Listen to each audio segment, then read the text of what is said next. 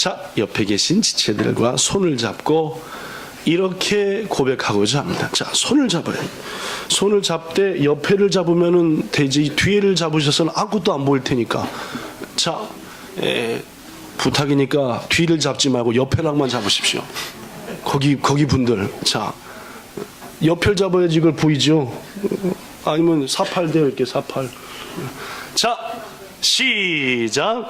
기적과 이적을 추구하는 신앙, 미혹되기 쉬운 불완전한 신앙입니다. 지난주 말씀. 시작. 명예와 이익을 얻기 위한 신앙, 말씀에서 벗어난 잘못된 신앙입니다. 시작. 자신이 죄인인 것을 깨닫고 회개하는 신앙이 바른 신앙입니다. 지난주 회개하셨습니까? 예. 시작. 예수님을 마음의 중심에 모시고 예수님을 닮아가는 삶이 참 신앙입니다. 그런 신앙 가지시는 여러분 되시기를 축원합니다. 말씀을 전하겠습니다.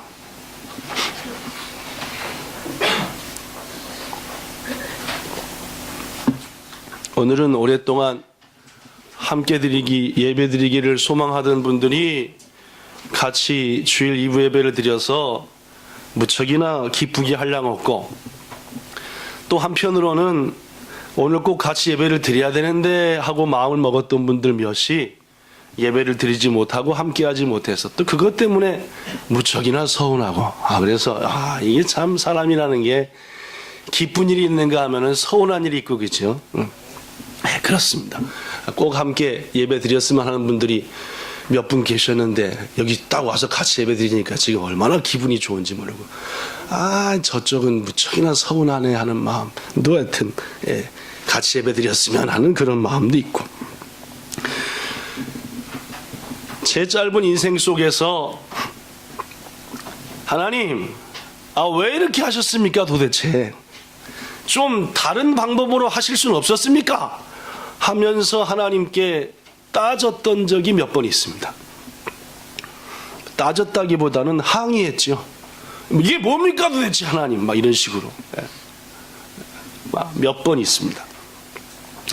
그 가장 첫 번째가 지금으로부터 약 20년 전쯤에 있었던 일입니다. 여러분에게 몇 번 말씀드린 대로 저는 일본에 선교사로 파송되어 오기 전에 서울의 면목동이라고 하는 곳에 있는 동산교회다라는 교회에서 약 5년간 맨 처음에는 전도사로, 그 다음에 강도사로, 목사로 그렇게 사역을 했던 적이 있습니다. 여러 기관을 맡았지만 특별히 5년 내내 맡았던 기관 중에 하나는 주일 저녁 예배 때 찬양대를 담당했던 글로리아 찬양대의 지휘를 5년 동안 그 교회에서 했었습니다. 돌이켜보면은 참 뜨거웠던 찬양대였다라고, 30여 명 정도 되는 찬양대원이었는데 참 열정적으로 찬양했던 찬양대다라고 생각합니다. 그 글로리아 찬양대원 중에 당시 50대 초반에 이름이 이춘희라고 하는, 춘희입니다. 춘희. 이춘희라고 하는 권사님이 있었습니다. 20대의 꽃다운 나이에 충청남도 논산으로 시집을 갔습니다. 군대 훈련소가 있어서 알려지기도 했지만은 그 논산에 가봤는데, 그 이춘희 권사님이 시집갔던 그 논산에 1990년대 중반에 갔는데 여전히 촌이었습니다. 촌으로 시집을 가셨습니다. 은혜로 다음에 임신해서 아들을 낳았고, 그로부터 2년 뒤 다시 뱃속에 아이를 임신했는데 그만 남편이 사고로 죽고 말았습니다. 아들 3살, 딸은 뱃속에 있고, 근데 남편이 죽었다. 어때요? 기가 막힐 얘기입니다. 하여튼 지금 얘기로 하면은 기가 막힐 얘기입니다. 그런데 더구나 설상가상으로 이춘희 세대계 주위 사람들은 남편이 죽은 가장 큰 이유가 세대가한테 있다. 옛날 사람들은 왜 그런지 몰라도 사람을 잘못 들이면은 뭐 그런 이상한 말을 해가지고 남편을 잃고 태중의 아기와 이제 아장아장 거는 아기를 갖고 있는 이 세댁 입장에서 주위 사람들의 차가운 시선은 너무너무 고통스러운 일이었습니다. 결국 차갑디 차가운 사람들의 마음을 뒤로 하고 새로운 삶의 터전으로 잡은 곳이 서울 면목동이었습니다. 주위 성도들의 말에 의하면은 세댁 이춘희는 이제 막 태어난 딸내미하고 그리고 3살 된 아들을 키우느라고 안 해본 일이 없었답니다. 1970년대 초 면목동, 서울에 혹시 1970년대 초에 사셨던 분들 면목동이라고 하면은 오지게 뭐 하는 동네입니까? 못 사는 동네. 못 사요, 못 사. 물론 중난청 이쪽도 아니고 중난청 이쪽이면 좀 사는 좀 사는 건 아니에요. 그런 대로 밥에 풀칠을 하는데 중랑청 저쪽이니까 거기는 더구나 저쪽 중에서도 어디냐면 언덕배기 쪽입니다. 저쪽 산 쪽. 어려운 삶 그런 곳밖에 자리를 잡을 수 없는 정말로 가난하고 어려운 삶 막 고생하면서 아들과 딸을 혼자 힘으로 키워냈습니다.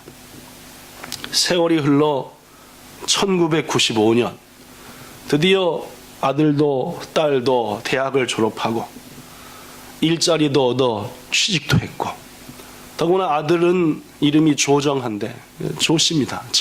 정한데 그 정한은 같은 교회에서 만난 한미영이라고 하는 예쁘장한 아가씨 있습니다.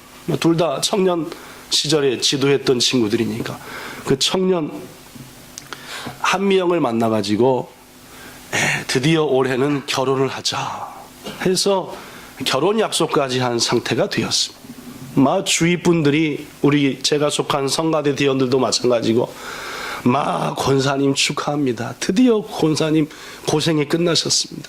지난 수십 년간 얼마나 어려운 인생이 있었습니까? 하면서 전부 다 위로하고 축하하고 했는데 하루는 딸이 일 갔다 집에 돌아왔더니 어머니가 부엌에 쓰러져 있었습니다. 물론 의식은 없었고 뇌가 터진 겁니다. 면목동에 있는 위생병원인가 제 기억으로 옮겼는데 일주일 만에 하나님의 부르심을 받아 세상을 떠났습니다. 쉬운 둘이었나 제 기억으로는 그렇습니다. 너무나 속상했습니다. 그 교회는 장례식을 참 많이 하는 교회였다는 얘기는 제가 몇 번 드렸는데 하여튼 관운구만 5년 동안 있으면서 100번은 한 것 같습니다. 하여튼 많이 했는데 그날만치 슬픈 날은 없었습니다. 그 권사님이 어떤 삶을 살았는지를 그 교회 모든 성도들이 알았고 또 저도 그 교회 간 지 3년째인가 4년째인가 해서 그 권사님과 너무너무 친해서 그렇죠. 저는 그때 30대 초반에 아주 했고 거기는 50대 초반 20살쯤 차이가 났나요? 하여튼 아주 정말 열심을 다하는 찬양대원이었고 남편 옆으로 갔습니다. 약 30년 전에 헤어진 같이 갔습니다. 장례식을 위해서 목사님과 여러 성도들이 충청도 논산까지 갔는데 눈물바다로 그냥 아주 그때 제가 하나님께 따졌습니다. 뭡니까 하나님 도대체 왜 하필 이렇게 하셨습니까? 좀 다르게 하실 수는 없으셨습니까? 제 생애 속에 처음으로 하나님 앞에 따졌던 기억이 항의했던 기억이 그때입니다. 성도 여러분, 여러분과 저는 세상의 모든 것들을 하나님이 주관하신다고 믿고 있는 사람들입니다. 그래서 가끔은 여러분과 저가 기대했던 전혀 다른 삶의 현실 앞에서 하나님 앞에 불평하기도 합니다. 왜 이렇게 하셨습니까? 왜입니까? 왜 이런 일들을 저희에게 허락하셨습니까? 라고 말해요. 그러한 우리들을 향해서 주시는 하나님의 말씀의 답이 오늘 본문입니다. 본문에 이런 말이 있습니다. 표준 세번역 성경으로, 여러분 가진 성경은 조금 어려워서 조금 쉽게 번역한 성경이 이렇게 시작.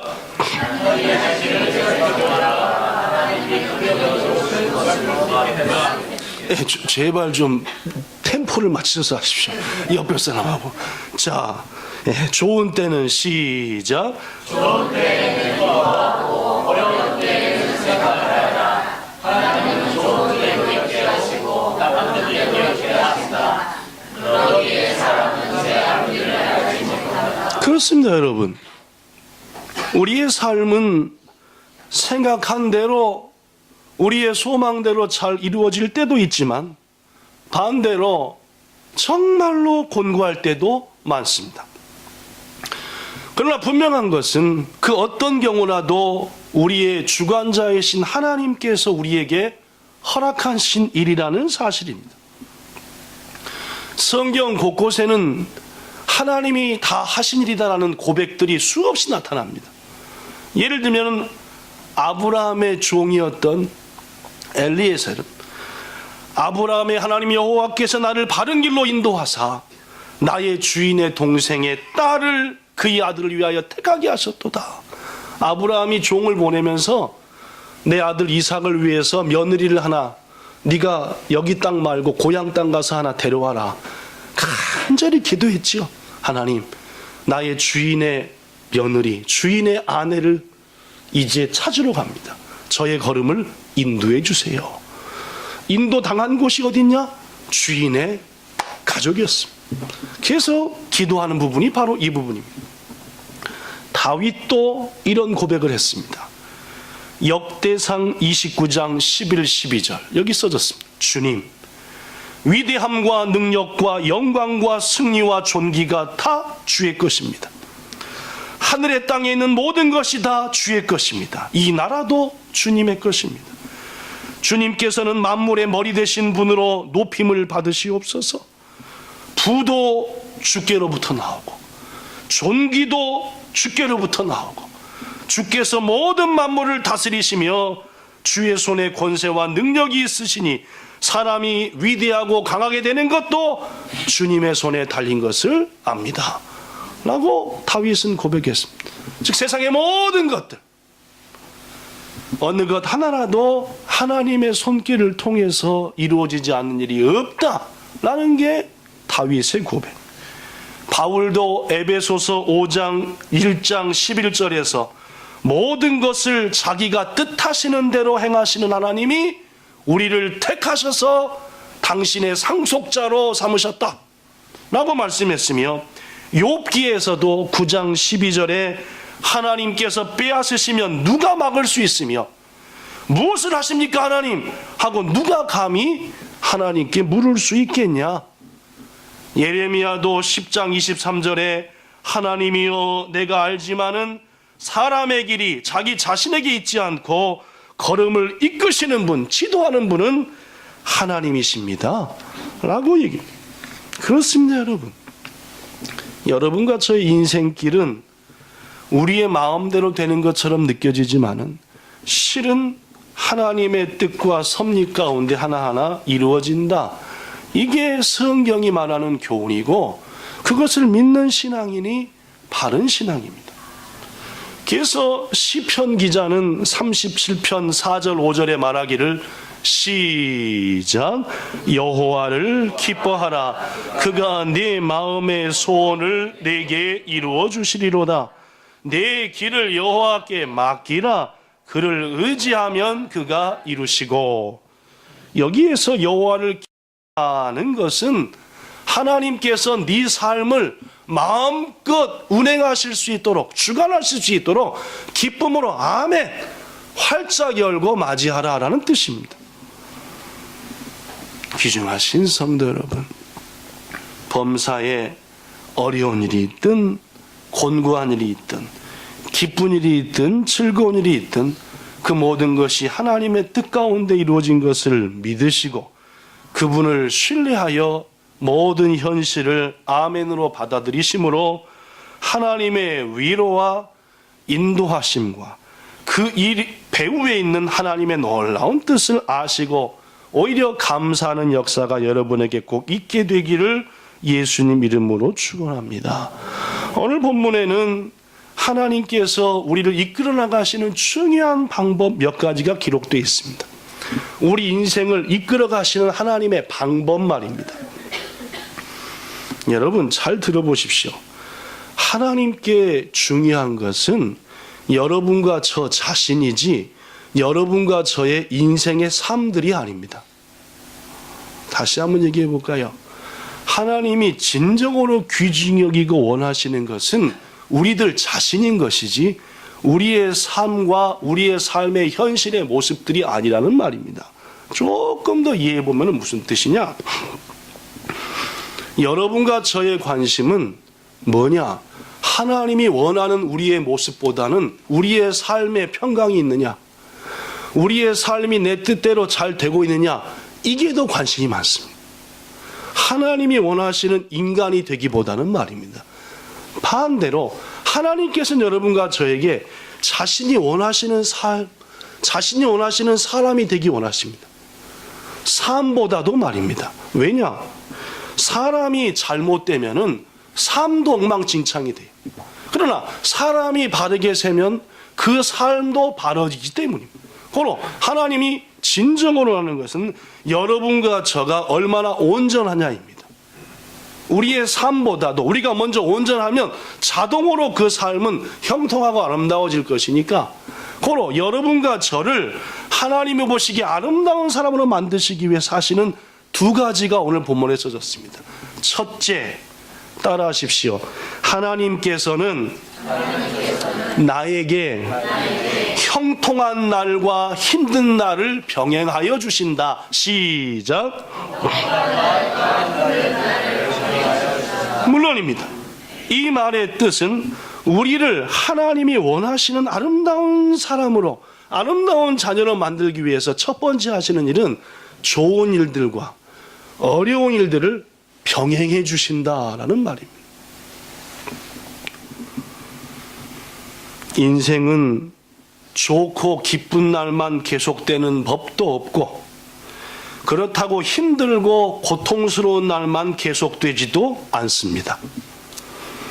인생이 날마다 행복하거나 혹은 날마다 힘들다면 우리는 좀처럼 인생을 살 수 없을 겁니다. 그래서 하나님께서는 여러분과 저에게 이 두 가지를 적절하게 주신다는 말입니다. 여러분, 만약에 여러분과 저한테 좋은 날만 계속된다라고 생각해 보십시오. 언뜻 보면 좋을 것 같지만 좋은 날만 계속되면은 우리는 10중 8구 하나님이 좋아하지 않는 스타일의 인간이 돼버리고 맙니다. 지가 다 잘난지 알죠. 10중 8구 교만한 사람이 됩니다. 예수께서 누가복음 12장에 부자의 비유를 얘기했습니다.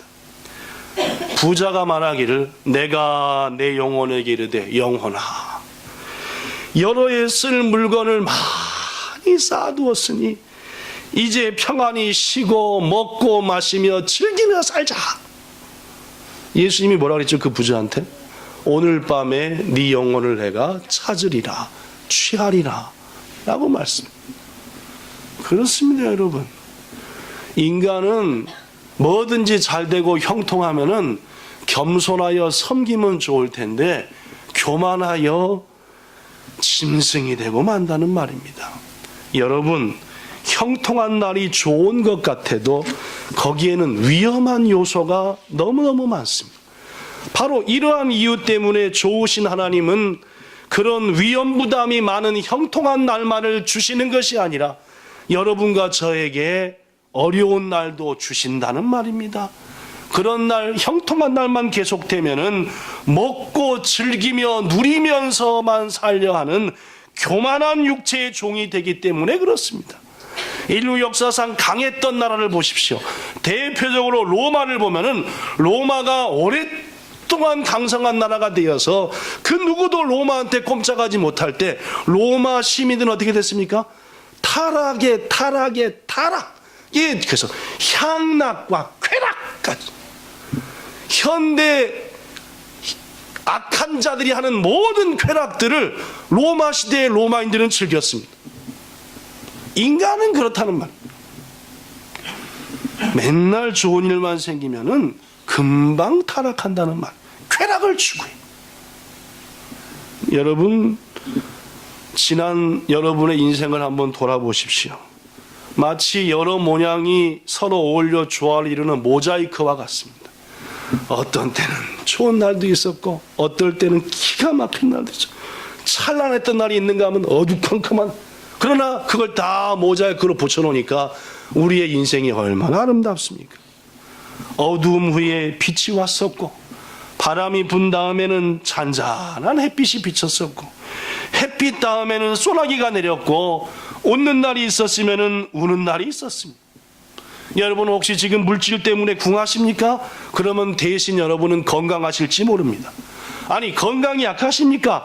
대신 다른 환경이 좋으실지 모르겠습니다. 아니 돈도 건강도 다 약합니까? 그렇다면 분명 여러분은 그 대신 삶을 살아가는 굉장한 집중력을 아마 지금 가지고 계실 겁니다. 조그만 집에 사십니까? 걱정거리가 적은 겁니다. 큰 집에 사십니까? 아유 손보고 걱정할 게 보통 많은 게 아니에요. 어떤 사람은 건강은 좋지만 정신적으로 약해서 긴장해서 벗어나지 못해 맨날 불안하게 삽니다. 어떤 사람은 아름답게 디자인된 최고의 식당에서 최고 요리를 먹을 수는 있지만 건강이 안 좋아서 매일같이 먹고 설사. 어떤 사람은 지식이 많지만 그 대신 그 지식을 표현하는 재능이 부족해서 아는 건 많지만 표현은 안 됩니다. 이렇듯 사람에겐 누구든지 양지가 있고 음지가 있는 법입니다. 이게 우리 하나님께서 여러분과 저에게 주시는 멋있는 삶의 모습입니다. 귀중하신 여러분, 지금 현재 고난이 있으십니까? 여러분과 저를 교만으로부터 벗어나 더 아름답게 하고자 하는 하나님의 손길이심에 하나님 왜 그러십니까? 따지시되 깊이 기도하며 따지셔서 여러분의 지금의 어려움이 왜 그런지를 응답받으시는 모두가 되시기를 예수님 이름으로 축원합니다. 오늘 본문에는 하나님이 우리를 다스리시고 이끌으시는 또 다른 한 가지 방법이 있습니다. 본문 14절 스크린에 있는 걸로 시작.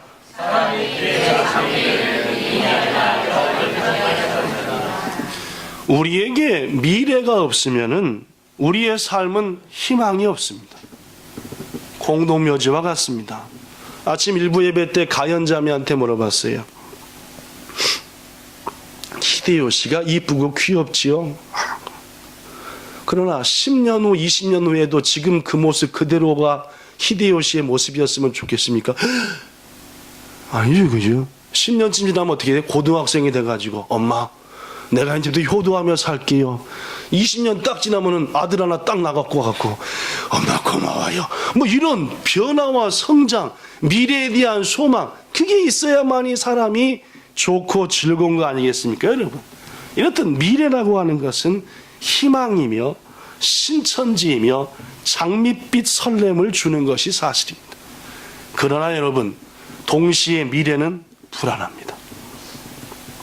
뭔 일이 어떻게 생길지를 모르는, 적을 만날지 동지를 만날지, 정성을 다해 키운 자식이 나한테 기쁨을 줄지 눈물을 쏙 빼게 할지는 모르는 겁니다.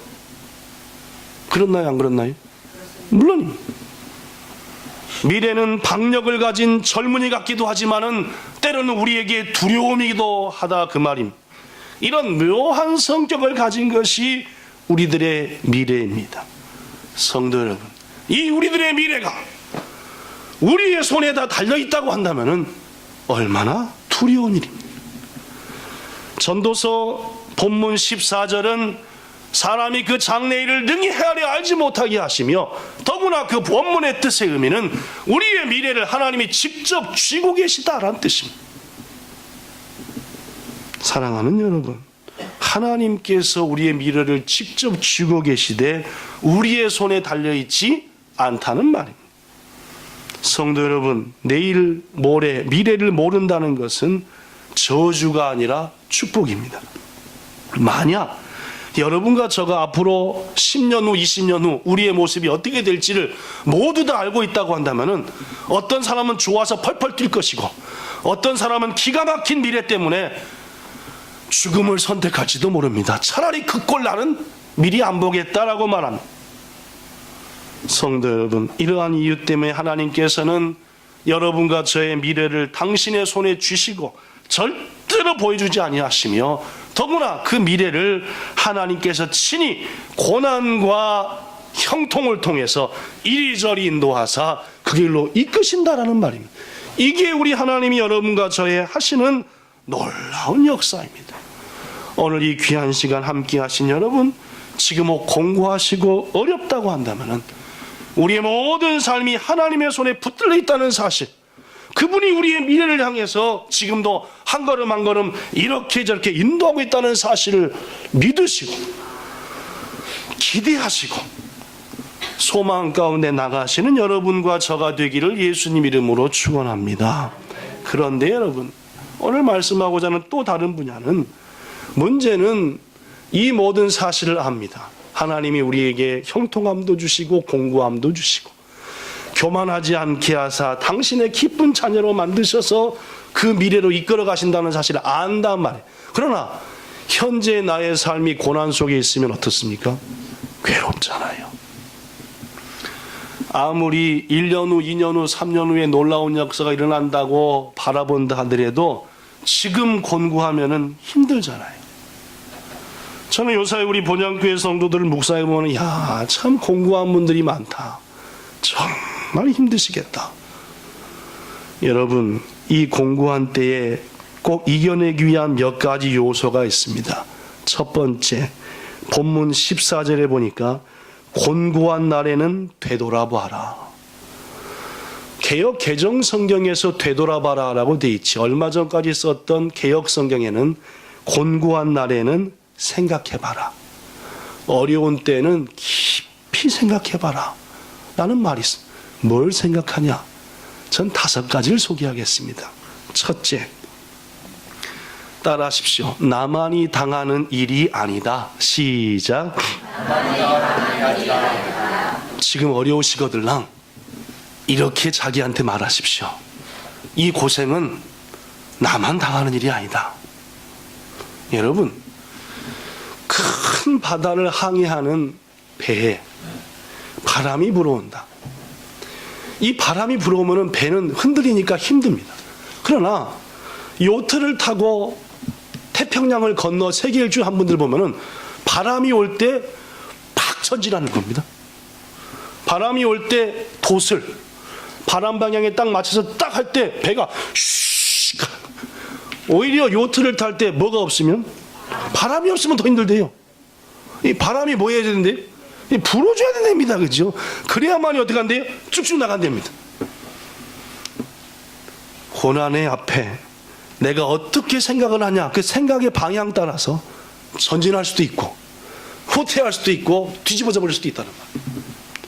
고난이 오시거들랑 뭐라고 생각하시라고요? 나만이 당하는 일이 아니다. 우리의 선배들도 이 일을 당해왔고 낙가마들도 지금 이 일을 이곳저곳에서 당하고 있고 나와 함께하는 동역자들도 지금 이 일을 내가 같이 당하고, 고로 반드시 이겨내자. 그들과 함께 손을 붙잡고 고난이 있거들랑 말씀하십시오. 이 일은 지금 나만 당하는 일이 아니다. 두 번째, 따라하십시오. 이 일은 우연한 일이 아니다. 시작. 왜요? 하나님이 하신 일이니까. 하나님이 지금 허락하셔서 하시는 일이니까 절대 우연히 생긴 일이 아닙니다. 뭔가 뜻이 있는 거요. 셋째, 따라하십시오. 이 일은 나쁜 일이 아니다. 시작.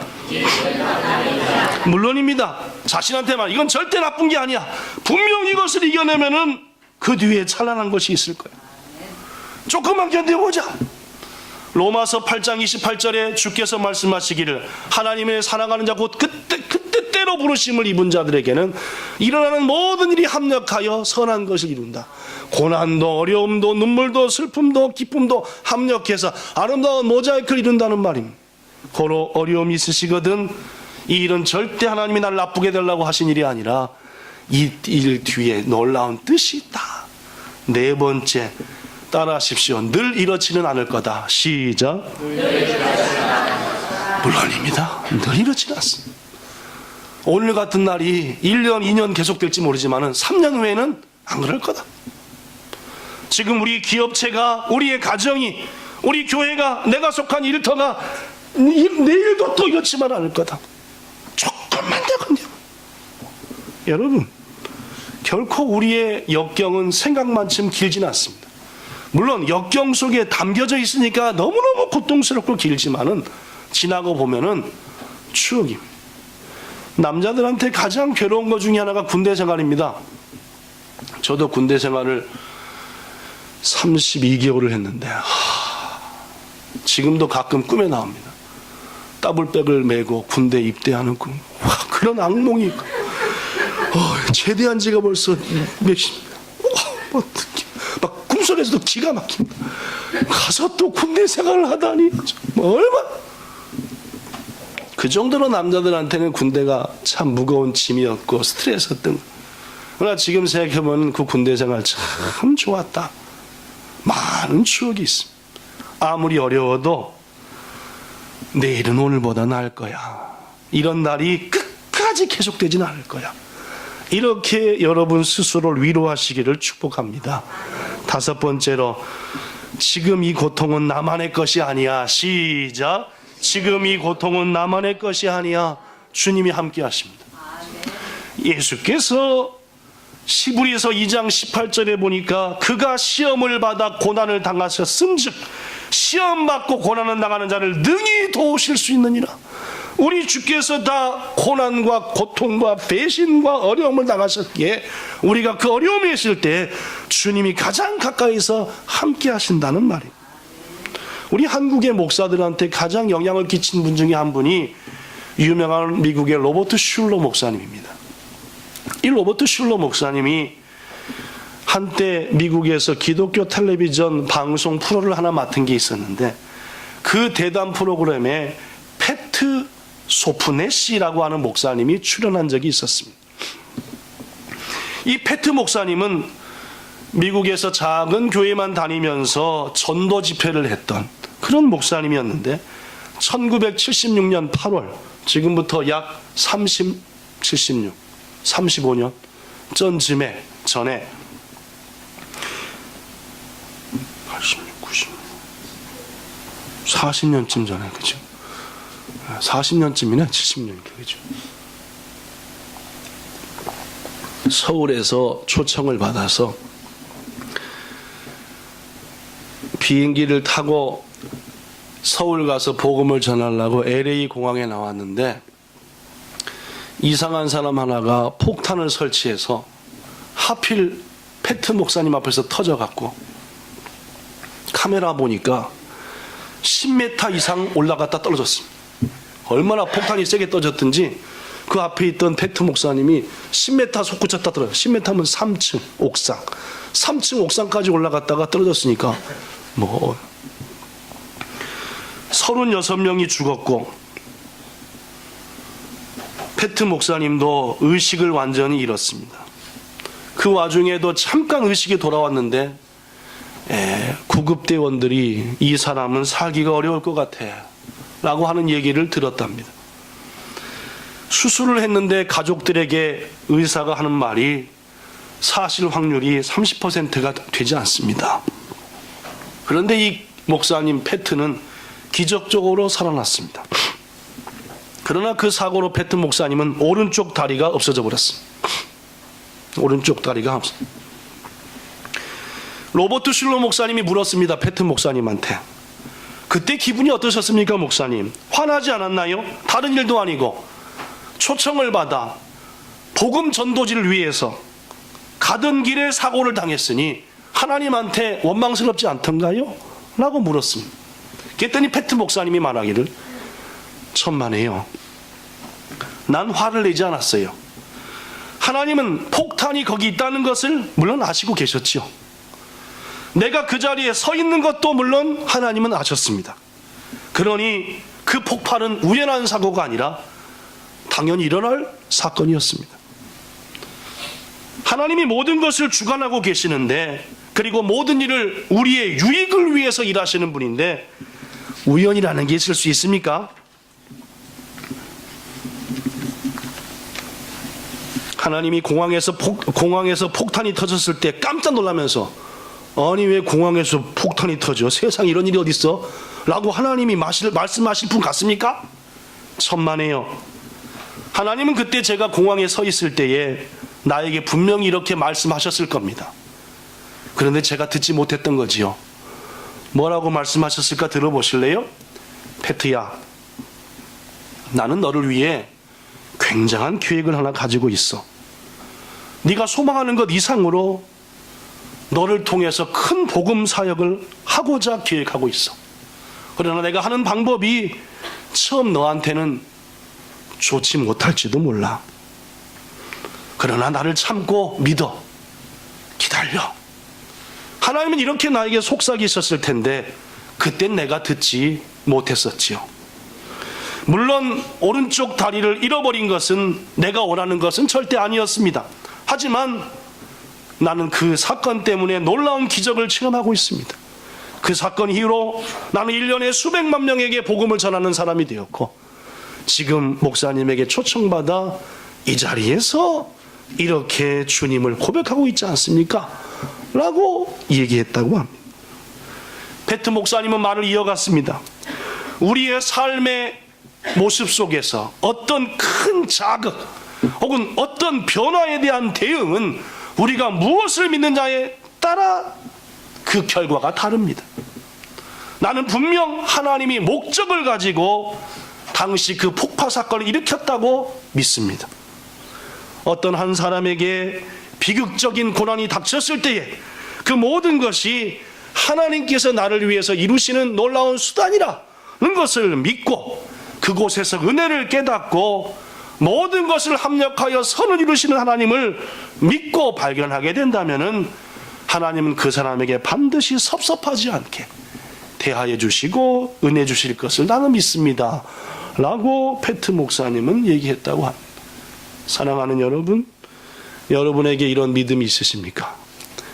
기가 막힌 일이 와서 다리 하나가 잘라졌을 때 여러분과 저는 하나님이 나를 위해서 하신 일이야, 그때 나에게 분명히 말씀하셨어라고 고백할 수 있으시냐 말입니다. 물론 저도 여러분도 아직 그러한 믿음을 갖지는 못했을지도 모릅니다. 그러나 우리가 하나님의 절대 주권을 인정한다면 우리는 우리 어떤 고난도 겁낼 것 없이 오히려 그것을 축복으로 바꿔나가는 은혜의 삶을 살게 될 것입니다. 더구나 우리 하나님은 여러분과 저가 그런 강한 자가 되길 원하십니다. 나약한 자, 맨날 형통만 소망하는 자가 아니라 어떤 고난도 나를 위해 주신 하나님의 사랑이다라고 믿고 받아들일 그런 강한 자가 되기를 주님이 원하심에 그 자리에 스치고 마시는 여러분과 저가 되기 예수님으로 이름으로 축원합니다. 둘째, 여러분, 첫 번째는 깊이 생각하라. 고난 중에 생각하라는 말 5가지를 야, 나만 당하는 일이 아니다. 반드시 이것은 나한테 나쁜 일이 아니다. 이것은 잠깐 지나가는 일이다. 생각하라는 말. 두 번째, 따라하십시오. 절대 염려하지 말자. 여러분, 염려는 아무것도 도움이 안 돼. 잘 아시다시피 열의 9은 일어나지도 않을 일을 염려하는 겁니다. 염려가 혹 된다면은 주께 맡기시는 여러분들 되기를 부탁합니다. 주님께 차라리 맡겨버리십시오. 우리 주님께서 여러분과 저에게 염려하라라고 시간을 주시오. 맡겨버려라. 셋째, 마지막으로 곤고한 날 이기는 것. 첫째, 깊이 생각하자. 생각하면서 나한테 5가지 얘기하자. 둘째, 염려가 생기거들랑 맡겨버리자. 주께. 마지막 세 번째, 역시 곤고한 날 이기는 최고의 힘은 따라하십시오. 기도입니다. 저는 여러분이 체험하시길 바랍니다. 곤고함을 이기는 최고의 답은 뭐이다? 기도다. 여러분, 때를 따라 돕는 은혜야말로 우리가 받아야 될 은혜입니다. 때를 따라 돕는 은혜, 거기에 딱딱 맞아떨어지는 은혜 말입니다. 그런데 히브리서 4장 16절에 보면은 때를 따라 돕는 은혜는 어디서 얻느냐? 은혜의 보좌 앞에서 얻는 겁니다. 때를 따라 돕는 은혜를 얻기 위하여 은혜의 보좌 앞에 나가라. 하나님의 전에 나오라는 말입니다. 나와서 뭐하라? 무릎 꿇어 기도하라는 말. 여러분 기가 막히십니까? 너무너무 힘들고 대책이 없으니까.